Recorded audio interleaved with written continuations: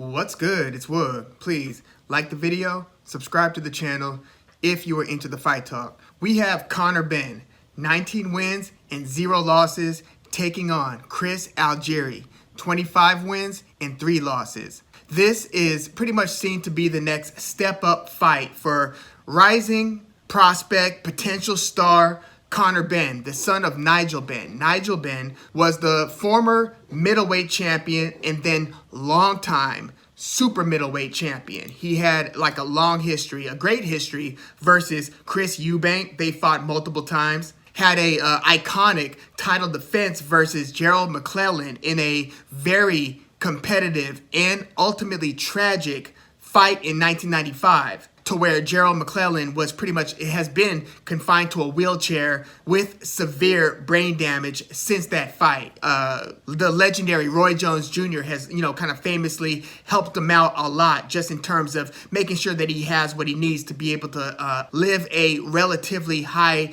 quality of life. Very sad happening between Nigel Benn and Gerald McClellan. But yeah, Conor Benn is the son of former middleweight, super middleweight champion Nigel Benn, and he's been moving up the ranks. He's had pretty preferred positioning on a lot of these matchroom cards, largely because of his name, and not to mention, his talent level. He's looking like he's got a lot of firepower. He's got pretty good endurance. We've seen him go the distance a few times now. Improved boxing skill to where the different parts of his skill set that he's implementing at different times of the fight are less crude or rudimentary. And you can see that he's starting to put the pieces together and kind of build his fight IQ. First they had him fighting guys like Koivula, who's a pretty, good fighter. And, he knocked Koivula out in the second round. But, earlier in his career, he was fighting a lot of the win some, lose some types of guys. And now he's going up, and then he faced Sebastian Formella, who, was the guy who Sean Porter fought in the COVID era 2020. And, Porter beat Formella via decision, as did Conor Benn. He beat Formella, who at the time was a step-up opponent for Conor Benn, beat Formella by decision. And then he just blew Samuel Vargas away. Samuel Vargas has fought some very good fighters. He fought Amir Khan, fought Errol Spence Jr., recently got stopped by Virgil Ortiz Jr. Well, Conor Benn just destroyed Samuel Vargas in much quicker and more emphatic fashion than any of those guys that I mentioned. That was kind of one of those whoa types of moments where people start to look at Conor Benn a little bit differently, where they see him blow out a credible opponent like Samuel Vargas, and you're kind of forced to reassess. Well, then Conor Benn went against Adrian Granados, and Adrian Granados, fought a super even fight with Adrian Broner, to where, in my opinion, it was anybody's guess who won that fight. That could have gone to Granados, could have gone to Adrian Broner. Adrian Broner won the decision against Adrian Granados, and Granados also fought a very competitive fight versus Sean Porter. Porter won that one via decision. Well, when Conor Benn fought the usually always game Adrian Granados, I saw a version of Adrian Granados in that ring that I had never seen before. Yes, I had seen him get stopped. He got stopped by Danny Garcia a couple years ago. But the way that he fought Conor Benn was much more on the retreat, much more just working around, moving around the perimeter of the ring, and really not willing to engage in any extended combinations or exchanges, anything like that. And it was almost unrecognizable. I hadn't seen that Adrian Granados. Well, Conor Benn pretty much cruised to a very anticlimactic, unanimous decision. I mean, he won just about every round, but that one just kind of had us scratching our heads like, well, what the hell was that, Adrian Granados? So that is the fight that Conor Benn is coming off of, and now he's going to be fighting Chris Algieri, who's been around for some time. I mean, Chris Algieri, can you believe it, is now 37 years old, and to this day has only lost 3 fights. And if you look at the 3 guys that Chris Algieri's lost against, it's Manny Pacquiao, Amir Khan, and Errol Spence Jr. I mean, damn. And I will say that when he fought Amir Khan, I thought that was like a really close fight where it could have been like 115, 113. It could have been a draw. I thought that one was very competitive. And in all 3 of those losses for Algieri, minus the Errol Spence 5th round TKO, were via decision. So Manny Pacquiao did drop him 6 times. He dropped Algieri 6 times. But Algieri still went the distance against Manny Pacquiao, and that was in 2014. But Algieri first really hit the scene earlier that same year, 2014, when he was a big underdog against Ruslan Provodnikov, the heavy hitter, dangerous fighter who had made his name in a super close decision loss against then champion Timothy Bradley. So Provodnikov fought Timothy Bradley at 147, gave Timothy Bradley it was a fight of the year. That's what I'll say about that. I mean, Bradley got rocked so badly early in that fight where he goes down and the ref mistakenly waves it and calls it a slip instead of a knockdown. Bradley gets up with a smile on his face like, yeah, it was a slip, while he then starts stumbling backwards and falls down on his back again, does a backwards somersault to then try to get up again, basically making the ref look really bad. The ref just called it a slip, and then here goes Bradley getting back up like, yeah, it was a slip, and then just crashing right back down to the canvas to where the ref's like, man, what the hell, man? Well, Bradley then just dug deep and gave that fight everything he had. He talks about that fight to this day. It was just one of those legendary just back and forth types of fights where you saw Bradley, sometimes you'll see Bradley fight a very educated and sophisticated style of fight where it is sweet science, hit and not get hit. Great example would be when Bradley fought Juan Manuel Marquez, where he won almost all the rounds against Marquez and just boxed beautifully. Marquez could not connect with his power punches against Bradley. And then you have fights like the one against Provodnikov where Bradley must not have gotten the memo on this guy, that this guy carries one hell of a punch, and that ended up being way more than Bradley had bargained for. But to his credit, he did pull out the decision win. Super close fight, but that's how Provodnikov made a name for himself. Provodnikov then beat Mike Alvarado, stopped him in the 10th round. Mike Alvarado's no joke either, but Provodnikov stopped him, and then he fought Chris Algieri, the then very little known Chris Algieri, where again, Provodnikov was a big favorite, and then Algieri just boxed beautifully. He was kind of sticking and moving, working around the ring, connecting cleanly with Provodnikov, whereas Provodnikov couldn't land his heavy punches against Algieri. And I will say, Provodnikov, after fighting Bradley at 147, fought Algieri down at 140, where he had won. As I said, he had beaten Mike Alvarado for the WBO 140-pound title. So when Provodnikov fought Algieri, he was defending his belt, and Algieri beats Provodnikov, again, against the odds, via split decision. So this was still a pretty close fight, but Chris Algieri wins a share of the 140-pound title, the WBO belt. But Algieri never defended that title. He instead went up to 147 to challenge Manny Pacquiao for his WBO belt. Well, again, Manny Pacquiao dropped Algieri 6 times. Just too much hand speed, too much activity. Algieri was overwhelmed. He really had to hang on to make it the distance, but he did make it the distance. And then in his very next fight, he fought Amir Khan about a half a year later. Now we're talking 2015, and Amir Khan, again, won a unanimous decision, but I thought it was a very, very close fight. Amir Khan was the A side in that fight. And then 2 fights later, Algieri fights Errol Spence, and Errol Spence was just too much, too monstrous with the punching power and the kind of changing of levels where you mix up the high and low attack. Dropped Algieri multiple times, and that fight was, again, stopped in the 5th. And then ever since that point, Algieri's pretty much been a semi-active fighter where he'll take 2 years off, as he did after that Errol Spence Jr. fight, and then he, has actually won his last 4 fights. So he is winning his fights, but he'll take a year off, and then he'll fight once or twice, and then take a couple years off, and then fight again. So, one fight that I made sure that I wanted to watch in preparation for assessing Conor Benn versus Chris Algieri, I wanted to see Algieri against a,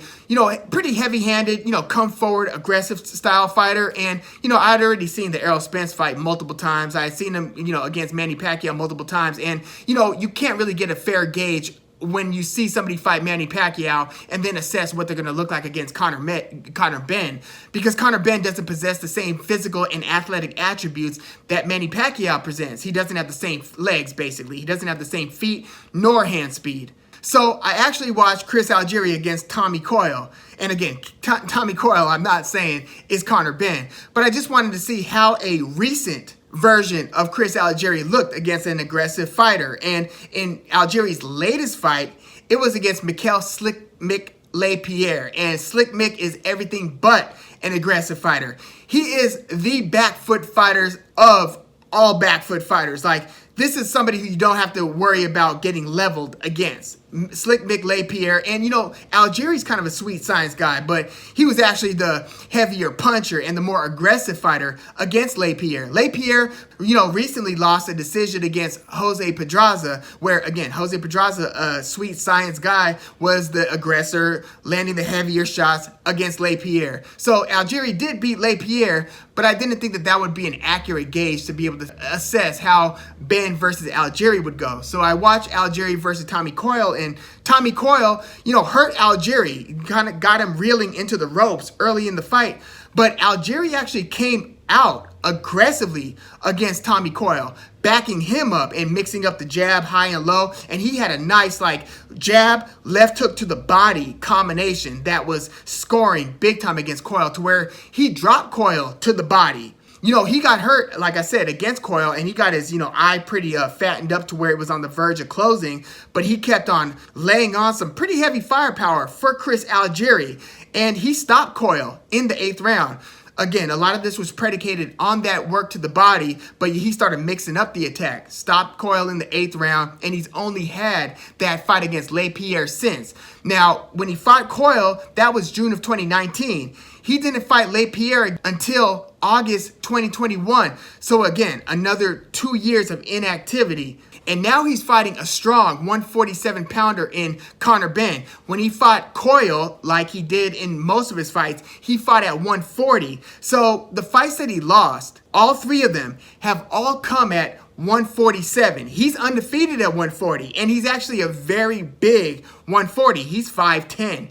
He's not so big as a 147 guy. I mean, he's tall relatively for 147, but he just doesn't have enough heat to keep these guys off of him in most of these cases. Again, he's a pretty sophisticated boxer. He's a licensed nutritionist, so he's taking care of himself, and that's why he's able to still function and fight at 37 years of age.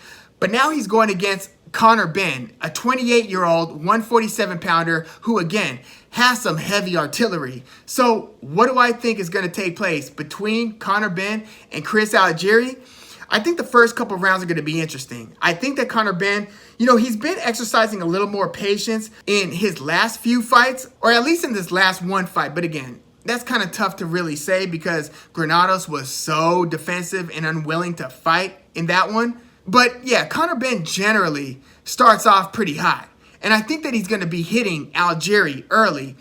I think Algieri might come out and actually oblige and come out and fight aggressively like he did against Tommy Coyle against Conor Benn. I don't think that that's going to be the best strategy for Algieri, but he's a little bit unpredictable. Like, just when you think that you've got him pegged as a totally back foot, defensive, counter-punching style fighter who just works behind the jab and, you know, will mix in some power punches, but is still pretty jab-heavy in his approach, he'll throw you off with a change of strategy. So I think that we might get that in the early rounds against Conor Benn. But I think that Conor Benn's going to hurt Algieri. I think it's going to hurt him pretty early. I think that Algieri's going to have to use a lot of his craft to get by. And he might kind of have his moments to where he's making Conor Benn miss or look bad or landing a nice body shot or even backing Conor Benn up a little bit in some moments of these earlier rounds. But I think that with Conor Benn's heavy punching power, plus his hand speed, he's not a slow fighter. I mean, he's not one of those like Zab Judah like lightning quick punchers, but he does have some decent hand speed. Again, he's a solid 147, and I just don't think that Algieri's really built like that at this weight class, especially at the age of 37. So even if Algieri does conduct himself pretty competitively in the early rounds, I don't think that's going to last in the middle rounds. I saw Algieri, this was in 2019 when he fought Danny Gonzalez, which was the fight right before his Tommy Coyle fight. He did win against Gonzalez via unanimous decision, but he kind of wilted and faded in the late rounds. Conor Benn just won't give you that type of luxury without you getting hurt. again, because his fight against Adrian Granados was so underwhelming, largely again because of Adrian Granados' style in that fight, I think that Conor Benn's going to look to impress against a big name like Chris Algieri. And I think that he's really going to press the issue to try to get the stoppage here. I'm not saying that he's going to knock Algieri out, but I think he's going to beat him up to the point where Algieri and his corner are going to have some tough conversations in like the 5th, 6th, 7th, 8th round, to where either the ref is going to do something where Algieri's up against the ropes and just taking too much punishment, or cuts really badly, or his eyes start to close, just where he's really wearing the damage that Conor Benn will be inflicting. And again, I'm not undermining Chris Algieri's craft here. I think that he's going to outbox Conor Benn in moments, but I think that the accumulated damage is just going to be too much, where I don't see Chris Algieri going the full 10 rounds. Now, if this was 12, it would be easier for me to say Conor Benn via stoppage. But, you know, the fact that this is a 10-rounder against Algieri makes me think that maybe Algieri's got a shot at going the distance. But I still think that Conor Benn is actually going to work to I think he's probably going to drop Algieri at some point, maybe multiple times. But I think that he's going to find that he's able to trap Algieri. Even though Algieri's a good mover, I just don't think he's going to be as good a mover going into the middle and late rounds, to where he will spend a little more time with his back up against the ropes. And his corner is usually pretty emphatic, as they were in that Tommy Coyle fight, where they're trying to implore, no, keep your back off the ropes. I just think that Conor Benn is going to be able to kind of walk him down and let his hands go with his explosive punches, to where I do think that he gets a late-ish, I'm talking maybe 7 to 9, somewhere in there, stoppage against Chris Algieri in this. I would still call it a step-up opponent. I don't know. Is Chris Algieri in 2021 a step up from Adrian Granados? Maybe. But bottom line is, I think that Conor Benn comes out with the victory, and I think that this one, unlike his last fight, is going to come via stoppage. But yeah, let me know what you think about Conor Benn versus Chris Algieri in the comments. If he does get past Chris Algieri, will Matchroom match him up against a very dangerous 147 guy? Like, the stable is pretty thin as is at 147. Like, PBC notably has like the lion's share of the talent at 147. But I mean, do you see Eddie Hearn putting Conor Benn in there with, let's say, Virgil Ortiz Jr.? I would advise against it unless they truly think that Conor Benn has a shot. I don't, at this point, I don't think Conor Benn beats Virgil Ortiz Jr. But he is looking like a pretty promising prospect, to where an impressive win against Algieri might get him into the, you know, top 10. But yeah, let me know what you think about this one in the comments. Where do you think Conor Benn, if he does beat Algieri, where do you think he goes from here? Please like the video, subscribe to the channel if you are into the fight talk. I'm Woog. Thanks for tuning in.